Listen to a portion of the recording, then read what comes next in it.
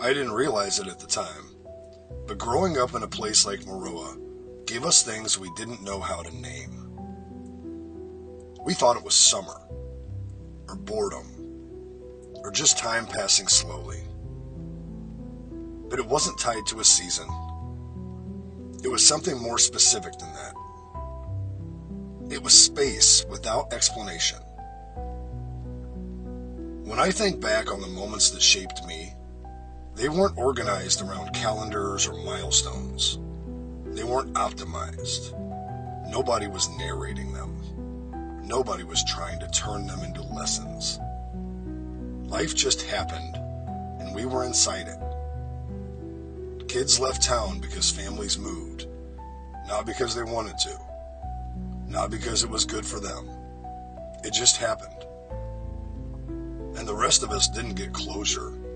We got one long night, one last walk past the places that mattered, and then we adapted. Some kids were better than everyone else at something.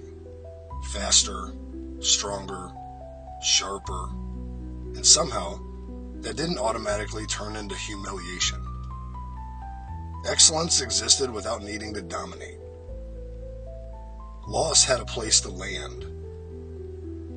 If you failed publicly, struck out, dropped the ball, embarrassed yourself, the day didn't end there. It ended somewhere else. Having ice cream at the White Barn after the game, or the parking lot, or a kitchen table, or the back steps after dark. A place that absorbed the loss so it didn't stick to you. Nobody pretended the game didn't happen. They just refused to let it define you. That mattered more than we knew. Because kids didn't have to carry everything themselves. And thinking, real thinking, had room to stretch out. You could start a sentence and realize halfway through it wasn't right. You could talk until the point showed up. You could sit still without it meaning anything. Silence didn't trigger concern. Stillness didn't require explanation. Adults weren't better back then. They were just less able to watch. They couldn't track your location. They couldn't monitor your thoughts. They couldn't correct you mid-sentence. So they had to trust more. Not because they were brave, but because they had no alternative. And trust gave kids something we've quietly removed since. Practice. Practice being wrong. Practice being bored. Practice being uncertain without being evaluated. Practice failing without being archived. None of this was intentional. That's the part that's hardest to admit. We didn't wake up one day and decide kids shouldn't have space. We didn't decide excellence should be flattened. We didn't decide failure should be managed instead of absorbed. We just kept adding things. More supervision, more protection, more correction, more systems to prevent the worst case. Each addition made sense on its own.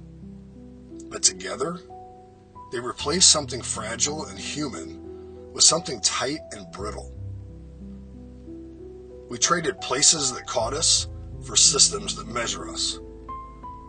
We traded shared experience for constant oversight. We traded trust for control, politely, gradually, with good intentions. And now we look at kids and wonder why they hesitate, why they don't take initiative, why they don't know who they are, why they seem anxious, cautious, unfinished. But maybe the question isn't what's wrong with them. Maybe it's what we stopped giving.